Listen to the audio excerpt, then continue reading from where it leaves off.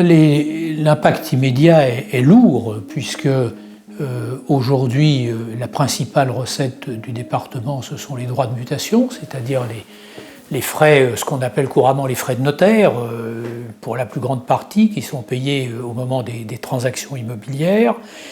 Et pour le département, c'est au regard de ce qu'on aurait pu espérer pour cette année, c'est près d'une cinquantaine de millions qui vont manquer à l'appel. Alors heureusement, nous avions été prudents, nous n'avons pas inscrit la totalité de la recette dès le budget primitif, ce qui limite la casse en quelque sorte.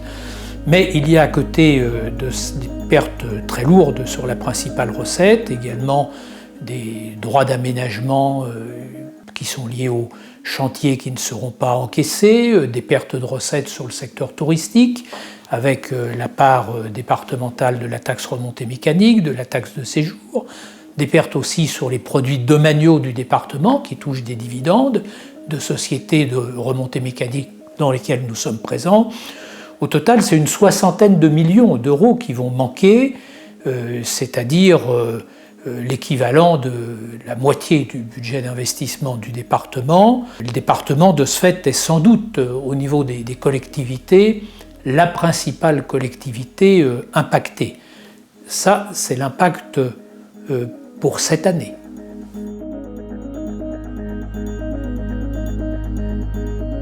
Aujourd'hui, nous avons une référence qui est la crise financière de 2008-2009. Nous savons, et c'est comme cela qu'on allait estimer ce que serait la baisse des recettes liées aux droits de mutation, qu'à l'époque ça avait été 30%. Donc là, nous estimons que ça peut être 35%.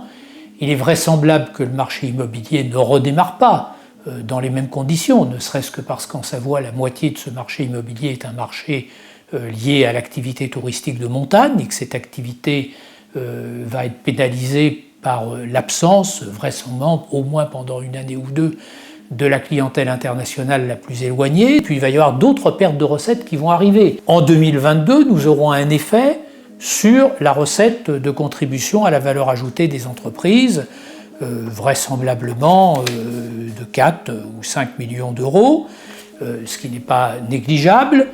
Et puis, il y a l'inconnu de la TVA. Alors, jusqu'à maintenant, le département encaissait une recette sur le foncier bâti qui était payée par l'ensemble des propriétaires. Comme la taxe d'habitation a été supprimée, cette recette du foncier bâti va être transférée à partir de l'an prochain aux communes pour la totalité. Et le département devait recevoir à la place une partie du produit de la TVA. Et l'État nous avait expliqué, mais la TVA va s'accroître. Et donc, vous aurez, comme il y avait pour le foncier bâti, une augmentation naturelle de ce qui vous sera versé. Ce qu'on sait déjà, c'est que comme la TVA va s'effondrer cette année, évidemment, c'est que nous aurons le minimum garanti l'an prochain. Donc nous sommes clairement rentrés dans une période de vache maigre.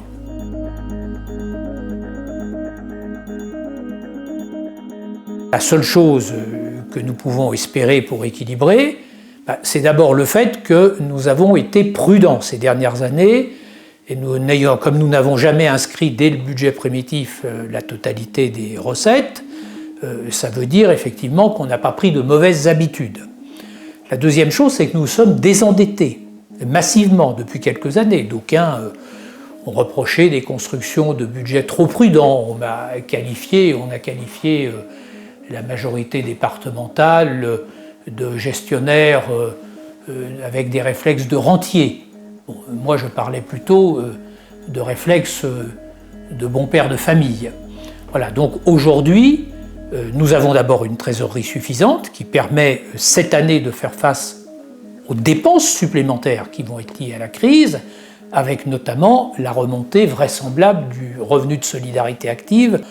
Nous n'aurons pas besoin de tailler dans nos budgets d'investissement qui sont indispensables pour soutenir l'activité économique, singulièrement le secteur du bâtiment et des travaux publics, qui sont indispensables aussi pour donner des conditions d'enseignement correctes dans les collèges aux jeunes savoyards, pour accompagner les investissements de l'université, et nous pourrons remonter le niveau d'emprunt du département qui est aujourd'hui à la moitié de ce qu'est la moyenne des départements français.